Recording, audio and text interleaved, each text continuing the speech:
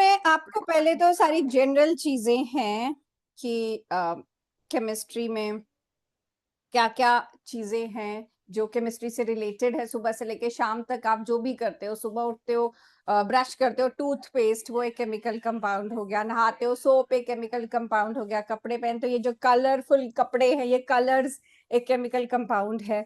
तो हमारी पूरे आप सुबह से लेके शाम तक जो भी चीजें हम यूज करते हैं, अब स्कूल जाओगे, बस में जाओगे, कार में जाओगे, तो उसमें फ्यूल यूज होती है, उसकी कंबशन होती है, वो भी केमिस्ट्री रिलेटेड है। ठीक है, तो सारी चीजें ये कहता है केमिस्ट्री से रिलेटेड है, केमिस्ट्री है हमारी एवरीडे लाइफ में।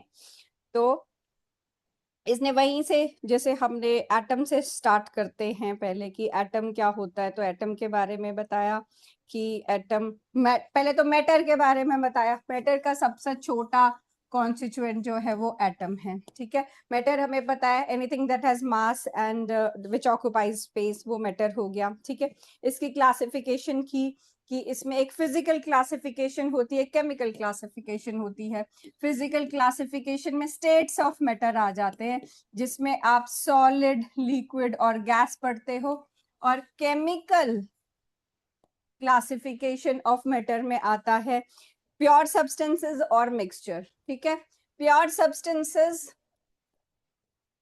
में आपके पास एलिमेंट आएगा और कंपाउंड आएगा, और मिक्सचर्स में आपके पास homogeneous mixture and heterogeneous mixtures आते हैं।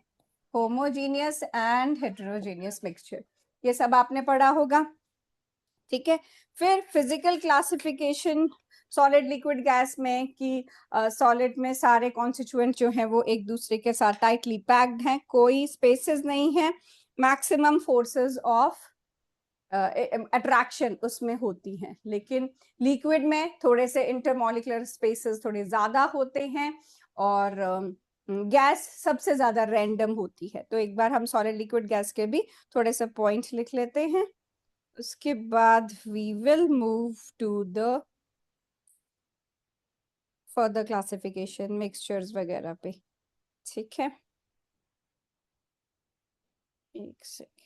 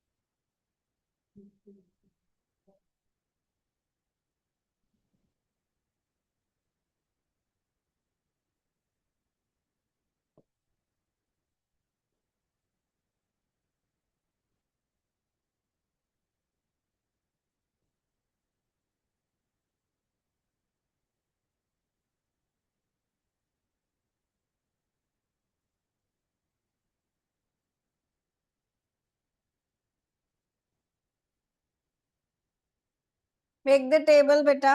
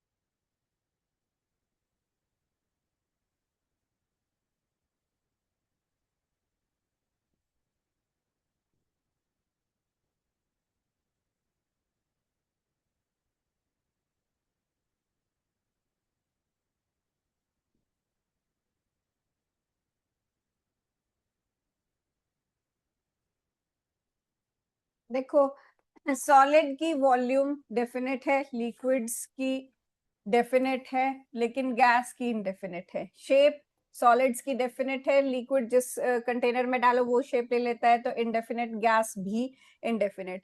सॉलिड की बीच में एटम्स की जो फोर्सेस हैं बहुत हाई होती हैं, लिक्विड्स में मॉडरेट है, गैसेस में नेग्लिजिबल। सॉलिड्स में ऑर्डरली अरेंजमेंट है, लिक्विड्स में they are free to move, gas में तो बहुत ज्यादा फ्री हैं। स्पेसेस जो हैं बहुत कम होते हैं सॉलिड में, नेग्लिजिबल होते हैं, स्लाइटली ज्यादा है लिक्विड्स में और काफी ज्यादा है गैस में। कंप्रेसिबिलिटी, सॉलिड तो नहीं होते कंप्रेस, लिक्विड्स भी नहीं होते, लेकिन gases are highly compressible. Solids expand on heating पर थोड़ा सा, लिक्विड्स भी थोड़ा सा, लेकिन गैसेस बहुत ज्यादा कंप्रेस होते हैं। सॉलिड्स रिजिड हैं, लिक्विड्स और गैसेस रिजिड नहीं है। सॉलिड्स फ्लो नहीं कर सकते, लिक्विड्स और गैस फ्लूइडिटी इनकी प्रॉपर्टी है। सॉलिड डिफ्यूज नहीं करते, बहुत कम करते, बहुत ही कम, ठीक है, जिसलिए हम बोलते हैं डोंट डिफ्यूज, लेकिन ये डिफ्यूज हो सकता है। ठीक है, देखो जरा,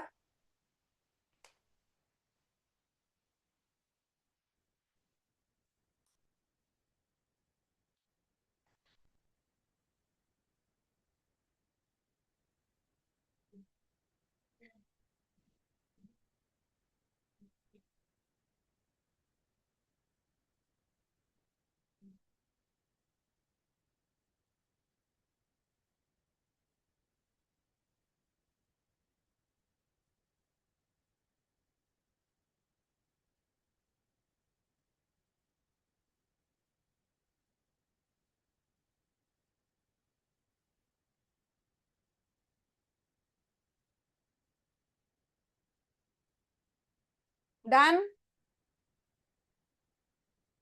फिर देखो यहाँ पर जैसे आपने मिक्सचर में किया, होमोजीनियस, हेटेरोजेनियस, प्योर सब्सटेंस में element, E is element and C is compound.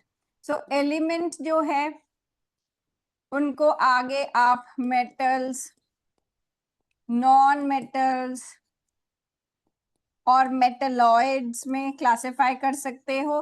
पूरे पीरियोडिक टेबल में टोटल 118 एलिमेंट्स हैं, जिनमें से मैक्सिमम जो है वो मेटल्स हैं। ठीक है, कंपाउंड में जो कार्बन के कंपाउंड्स हैं उनको हम ऑर्गेनिक कंपाउंड्स बोलते हैं, और जो बाकी एलिमेंट्स के कंपाउंड हैं उनको हम इनऑर्गेनिक कंपाउंड्स बोलते हैं।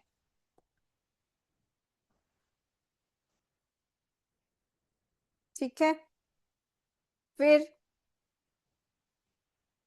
मैटर की आगे, ये तो क्लासिफिकेशन थी, ऐसे प्रॉपर्टीज भी होती हैं। एक होती है फिजिकल प्रॉपर्टीज और एक होती है chemical properties.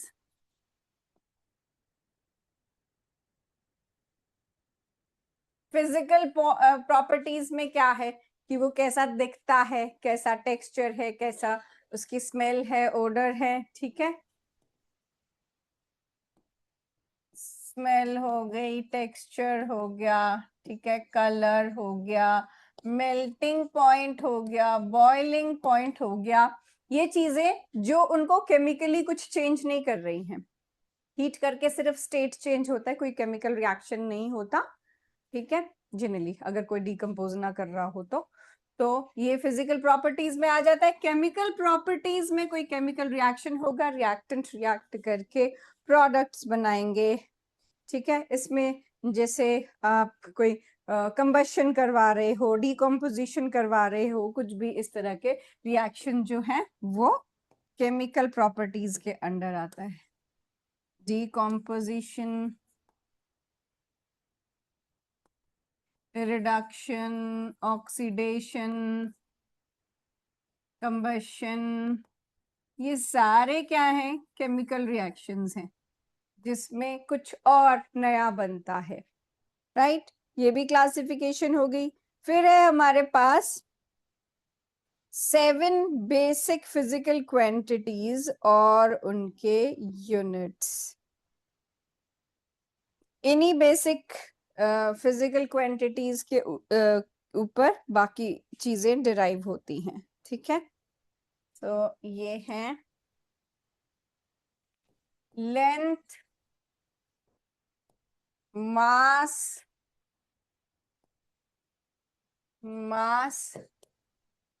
Time, electric current, thermodynamic temperature, amount of substance, and luminous intensity, ठीक है। सो लेंथ सिंबल है L, मास के लिए M, टाइम के लिए T, इलेक्ट्रिक करंट के लिए I, टेम्परेचर के लिए capital T, amount of substance के लिए N, नंबर ऑफ मोल्स, और ल्यूमिनस इंटेंसिटी के लिए IV, ठीक है। ऐसा यूनिट लेंथ के लिए मीटर, सिंबल M, मास के लिए किलोग्राम, सिंबल केजी, टाइम के लिए सेकंड, सिंबल S, करंट के लिए I, सिंबल एम्पियर, टेम्परेचर के लिए kelvin, symbol capital K, amount of substance के लिए N, मोल, सिंबल MOL, और ल्यूमिनस इंटेंसिटी के लिए कैंडेला, सिंबल CD, ठीक है। स्मॉल c, स्मॉल d, जो कि यूज नहीं होगा केमिस्ट्री में हमें, ठीक है। सो ये 7 फिजिकल क्वांटिटीज हैं जिनके SI यूनिट्स में आपको जो भी न्यूमेरिकल्स आपको किसी भी चैप्टर में सॉल्व करने होते हैं, आपको यूनिट्स इन्हीं की टर्म्स में लेनी होती हैं। फिर आपने किए होंगे कुछ प्रीफिक्सेस हैं जिसमें आप जैसे जो चैप्टर्स पढ़ते हो, स्ट्रक्चर ऑफ एटम, आप न्यूमेरिकल्स करते हो तो उसमें वेवलेंथ और एनर्जी, ये सब चीजें आपको न्यूमेरिकल्स में सॉल्व करके वैल्यूज लिखनी होती हैं। तो उनके अगर बहुत ज्यादा जीरोस आते तो आप 10 की पावर में उसको एक्सप्रेस कर देते हो। जैसे इसमें सारे तो आप नहीं याद कर सकते, मगर जो बहुत कॉमनली यूज होंगे वो होंगे, जैसे वेवलेंथ के लिए पिकोमीटर, नैनोमीटर, ये यूज होते हैं। तो 1 picometre is 10 to power minus 12 metre, 1 nanometre is 10 raised to power minus 9 metre.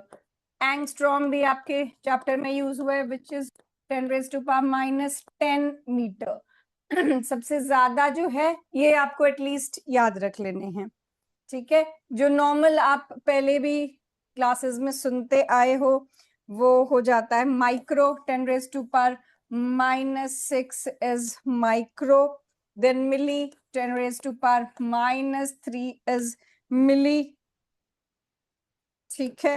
10 raised to power minus 2 is centi, ठीक है। and 10 raised to power minus 1 is deci, ठीक है, ये याद रखना है। फिर पॉजिटिव पार्ट्स में 10 raised to power simple 10 is Deka, 10 raised to power 3 is 10 raised to power 3 is kilo, ये भी आपने सुना है। 10 raised to power 6 is mega, megabyte, gigabyte आपने सुना होगा। 10 raised to power 9 is giga, ठीक है। ये बहुत ज्यादा वाला, वैसे टेराबाइट्स भी आपने ये सुना होगा जब आप स्टोरेज की बात करते हो, ठीक है, कि कितने गीगाबाइट, कितने मेगाबाइट, कितने किलोबाइट, केबी, एमबी, ठीक है, जीबी, 1 GB का है, 2 GB की है मेमोरी जो भी है ना, तो वो उसमें सुनते हो। तो ये सबसे कॉमनली यूज्ड है, एटलीस्ट ये तो करने पूरे टेबल में से जो बार बार हमें यूज होती रहते हैं या न्यूमेरिकल्स में यूज होती है। ठीक है, after that you should know छोटी छोटी चीजें, मास और वेट में क्या फर्क है। तो मास तो क्वांटिटी ऑफ सब्सटेंस है, वेट क्या है, quantity of substance multiplied by gravity. ठीक है, जैसे हम बोलते हैं ना कि अगर हमारा वेट ज्यादा है तो हम रॉन्ग प्लेनेट पे हैं, वी आर नॉट मोटा, we are on the wrong planet. क्यों? क्योंकि अर्थ की ग्रेविटी ज्यादा है। जैसे अगर हम मून पे चल जाएं तो हमारा जो वेट है that will be 1/6 of our weight on earth. ठीक है, क्योंकि वहां ग्रेविटी जो है 1/6 है। तो ये मास और वेट में फर्क है, gravity related. Then volume, volume volume से रिलेटेड आपने किया है कि आप वॉल्यूम मेजर करने के लिए लैब में कौन कौन सी चीजें अवेलेबल होती हैं, और कुछ यूनिट्स किया है, जैसे 1 litre is equal to 1000 millilitre या 1000 सेंटीमीटर क्यूब, 1 लीटर 1000 मिलीलीटर या 1000 सेंटीमीटर क्यूब या 1 डेसीमीटर क्यूब। ठीक है, ये कन्वर्जन आपको याद रखनी है। और वॉल्यूम तो पता है, length into breadth into height करके आप मेजर करते हो। मेजरिंग सिलेंडर होता है लैब में, या पिपेट होती है जिससे आप वॉल्यूम को मेजर करते हो। फिर है डेंसिटी। डेंसिटी क्या होती है? Density is mass upon volume.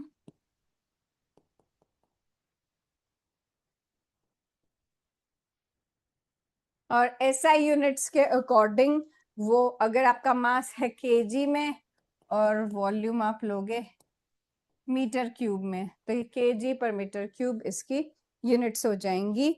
लेकिन जैसे लैब में हम लोग इतना ज्यादा अमाउंट में चीजें नहीं यूज करते हैं, हम ग्राम्स में यूज करते हैं या मिलीग्राम्स में यूज करते हैं, तो वो यूनिट ग्राम पर सेंटीमीटर क्यूब में, क्या जो लैब्स में हम ग्राम पर सेंटीमीटर क्यूब में यूज करते हैं, क्योंकि इतने ज्यादा सॉल्ट्स के साथ हम काम नहीं करते हैं। ओके, उसके बाद नेक्स्ट है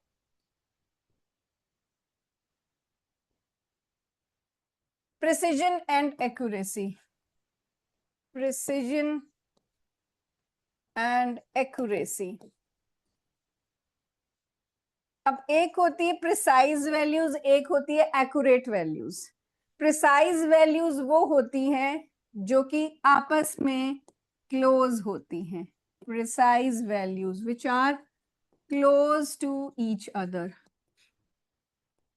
which are close to each other, those are called precise value. और accurate value, accurate values which are close to the answer, which are close to the answer।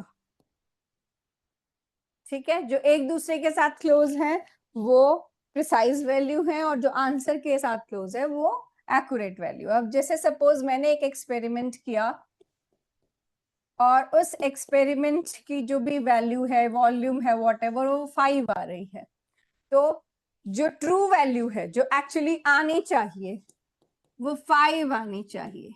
ठीक है,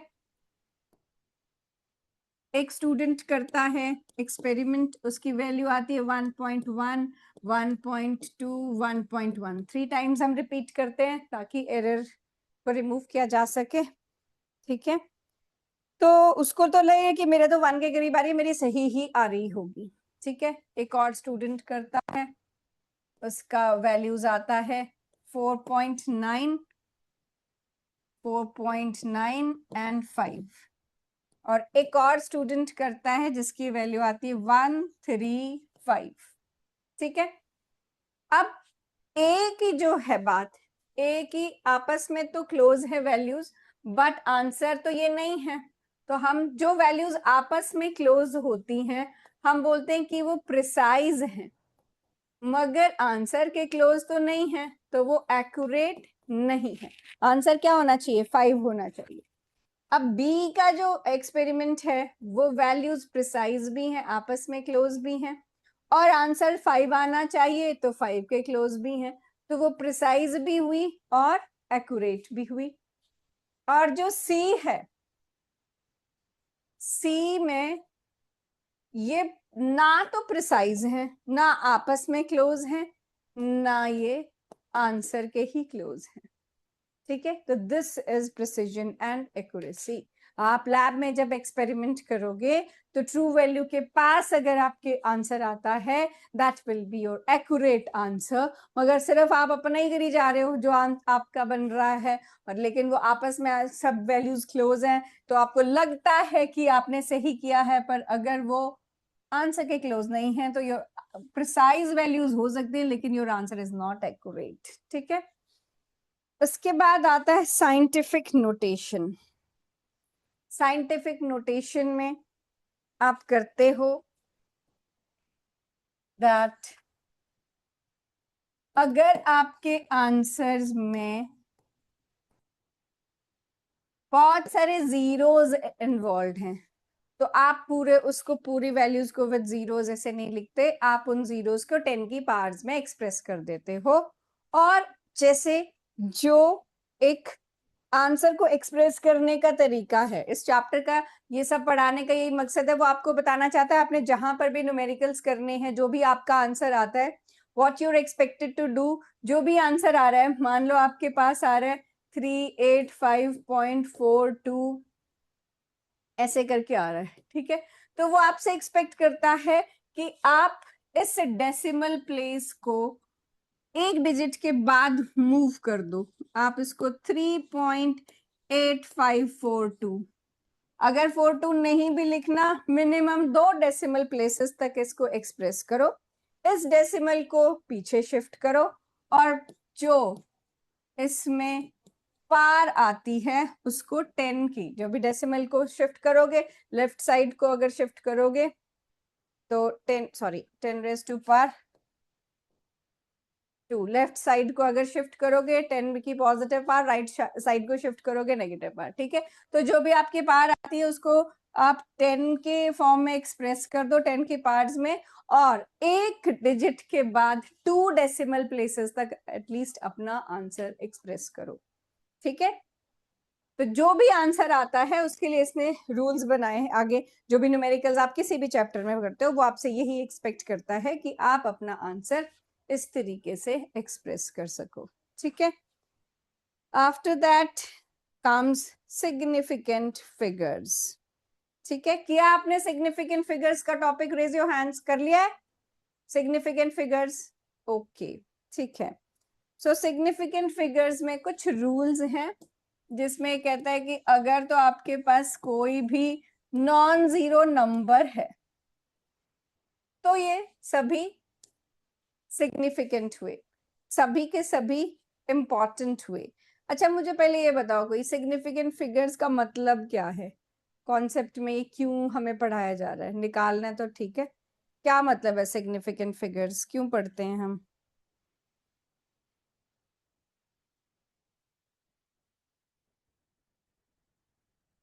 बोलो, किसको पता है सिग्निफिकेंट फिगर्स क्यों पढ़ रहे हैं हम?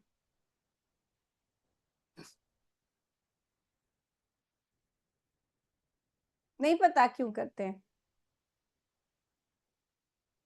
किसको पता है? रेज योर हैंड्स, किसको पता है क्यों, क्या कॉन्सेप्ट क्या है, क्या रीजन है सिग्निफिकेंट फिगर्स का, क्या सिग्निफिकेंस है सिग्निफिकेंट फिगर्स का? नहीं पता? गर्ल्स में 11th मेडिकल?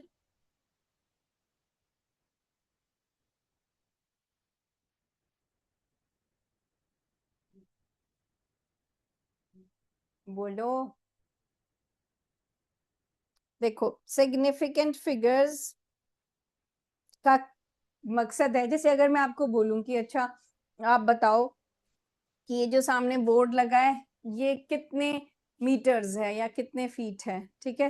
तो अगर आप बोलो मैम ये 1 पॉइंट समथिंग मीटर है, ठीक है, कि 1 पॉइंट कुछ कुछ होगा, ठीक है। अब ये 1.01 भी हो सकता है, 1.99 भी हो सकता है, क्योंकि आपने डेसिमल के बाद वाले तो मुझे कुछ बताया ही नहीं। अब अगर मैं इसको मान लूं कि 1.01 है, मैंने इग्नोर कर दिया तो ये 1 मीटर है, लेकिन अगर 1.99 है तो अप्रोक्सीमेटली 2 मीटर है, फिर तो वो तो बहुत ज्यादा फर्क हो गया 1 मीटर और 2 मीटर का। तो ये कहना चाहता है कि जो डेसिमल है उसके बाद के एटलीस्ट 2 डेसिमल पॉइंट्स तक आपको आंसर को एक्सप्रेस करना जरूरी है, ताकि मुझे करेक्ट आइडिया लग सके। अब अगर आपसे मैं पूछूं कि कितना है, आप बोलो मैम 1.01 मीटर, तो मेरे माइंड में ठीक है 1 मीटर है। लेकिन अगर 1.99 बोला तो सिर्फ 1 सिग्निफिकेंट नहीं है मेरे लिए ना, वो 0.99 भी मेरे लिए इंपॉर्टेंट है, क्योंकि that makes it about 2 metres. तो इस चीज के लिए सिग्निफिकेंट फिगर्स को करना जरूरी है, ताकि आपको हर चीज का करेक्ट आइडिया लग सके कि कितनी मेजरमेंट है, चाहे वो सॉल्ट की क्वांटिटी की हो, या चाहे वो किसी चीज के वॉल्यूम की हो, चाहे वो किसी चीज की लेंथ की हो, ठीक है। आपको उसको 2 डेसिमल प्लेसेस तक एक्सप्रेस करना है, ताकि आपके आंसर की एक्यूरेसी बनी रहे, ठीक है। चलो इस पे आपने अगर रूल्स किए हैं, के रूल्स या रिवाइज करवाऊं? कितने बच्चे बोलते हैं कि रिवाइज करने हैं रूल्स? रेज योर हैंड्स जिनको लगता है रूल्स रिवाइज करने हैं। नहीं करने हैं, ठीक है, तो फिर क्वेश्चन करो। ठीक है, मैं क्वेश्चन देती हूँ। आई होप आपने अगर नहीं बोला रिवाइज करने के लिए, दैट मीन्स आपको वो चीजें आती होंगी। मैं आपको कुछ सिग्निफिकेंट फिगर के क्वेश्चन देती हूँ।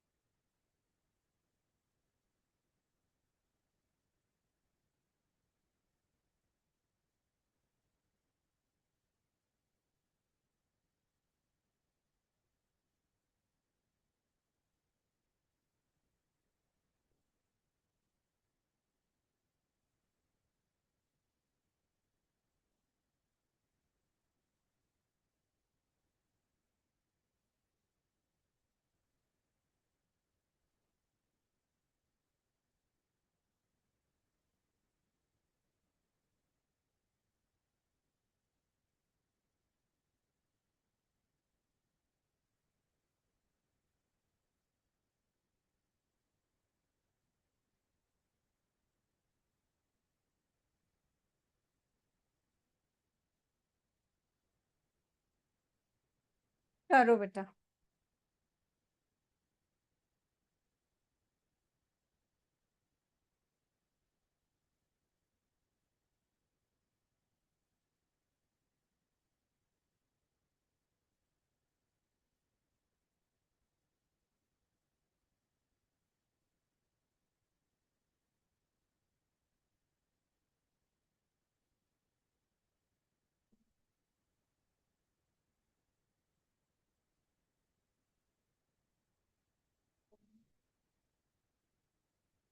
इसमें डिवीजन, मल्टीप्लिकेशन, सब्ट्रैक्शन, एडिशन सब रूल्स लगाने हैं।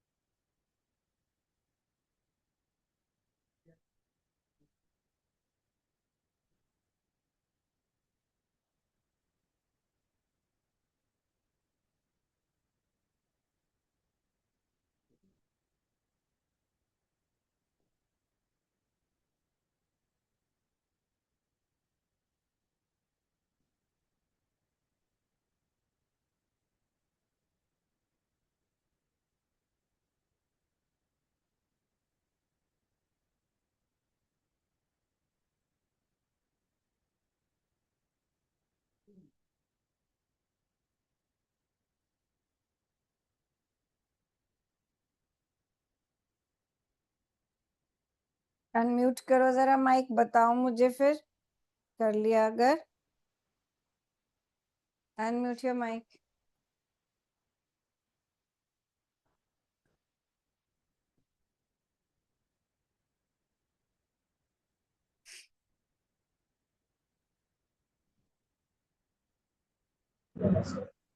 हाँ जी, बताओ। Number of significant figures in, क्या दिख रहा है?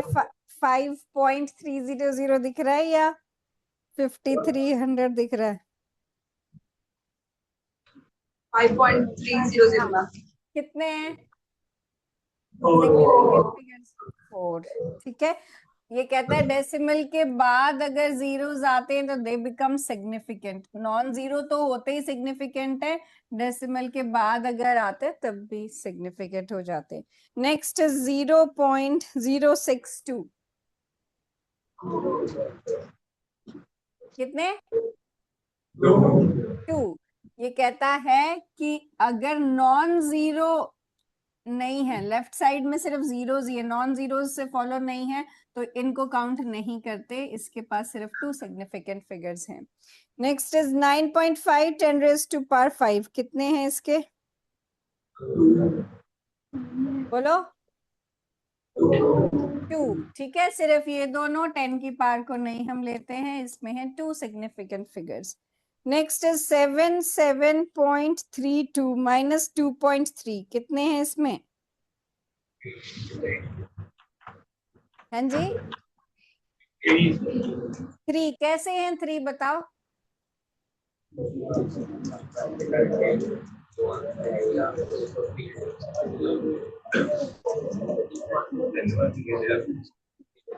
मेरे को नहीं सुनाई दिया। Repeat the answer. Anybody? ਤੁਸੀਂ ਵੀ ਦੱਸੋ ਆਪਣੇ ਆਨਸਰ। ਹਾਂ 3 significant figures.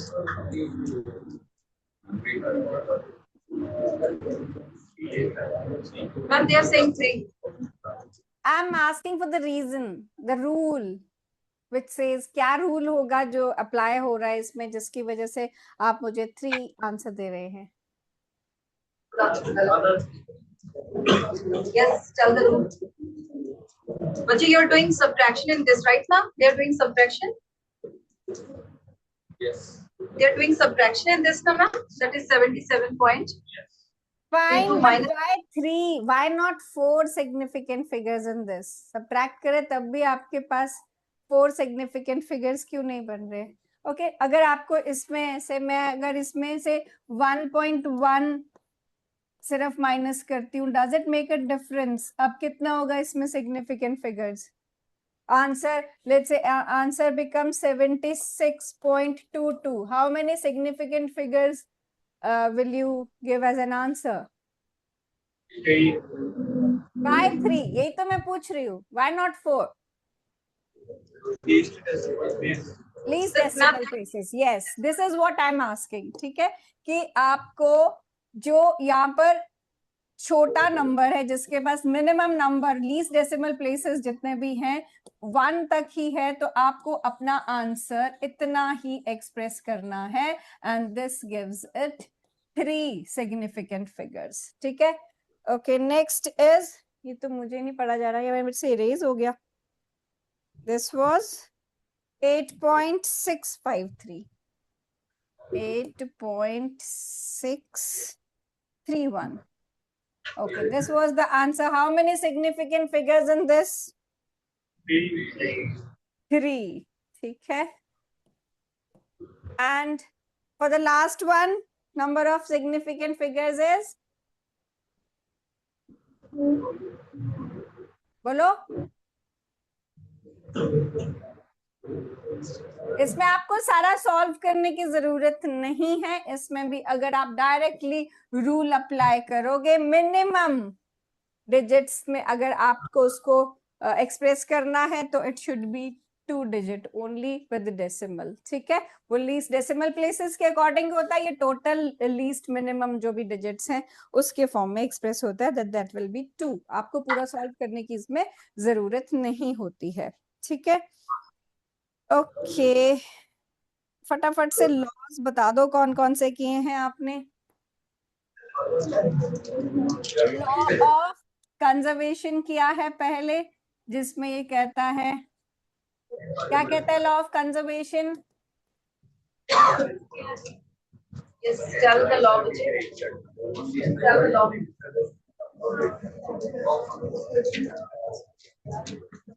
फटाफट बताओ.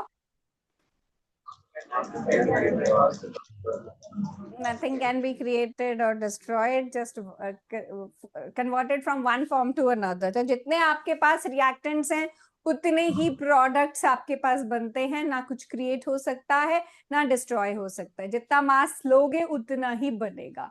Second law, law of constant proportion. क्या कहता है ये? लॉ ऑफ कांस्टेंट प्रोपोर्शन कहता है कि जैसे कोई भी कंपाउंड होता है ना, जैसे वाटर एक कंपाउंड है, तो इसमें जो एलिमेंट्स हैं हम जो उसके जो बाय मास हमने रेशियो ली है, जैसे वाटर में it is 1:8, that ratio remains constant, चाहे वो पानी किसी भी सोर्स का हो, that gives it's constant proportion में। ठीक है, दोनों एलिमेंट्स जो भी कंपाउंड बनाने के लिए कंबाइन किए हैं, they are joined together in a fixed whole number ratio which remains constant. ठीक है, third is law of multiple proportion. Law of multiple proportion में कहता है कि सपोज आपके पास दो एलिमेंट्स हैं, कार्बन और oxygen, this gives you CO, and अगर कार्बन को O2 के साथ कंबाइन करोगे, दिस गिव्स यू CO2। तो ये कहता है जब भी दो सेम एलिमेंट्स आपस में कंबाइन करते हैं टू गिव वन और मोर देन वन कंपाउंड, इसमें जो एक एलिमेंट है वो फिक्स्ड मास में कंबाइन कर रहा है, लेकिन जो सेकंड है, जैसे ऑक्सीजन है, कार्बन तो यहाँ पर भी 12 है, यहाँ पर भी 12 है, लेकिन जो ऑक्सीजन है फर्स्ट केस में it is 16, but in second case it is 32। तो ये तो सेम रह रहा है, लेकिन दूसरे एलिमेंट की क्या रेशियो है, 1:2। तो ये कहता है एक एलिमेंट का मास जो है फिक्स्ड रहता है, और जो सेकंड एलिमेंट है that combines in a fixed whole number ratio, जैसे इसमें 1:2 की रेशियो से वो कंबाइन कर रहा है। ठीक है, so we will meet in the next class and will continue with the laws. ठीक है, तब तक पढ़ के आना, और जो डाउट्स होंगे वो नेक्स्ट क्लास में हम डिस्कस कर लेंगे। Thank you, have a nice day.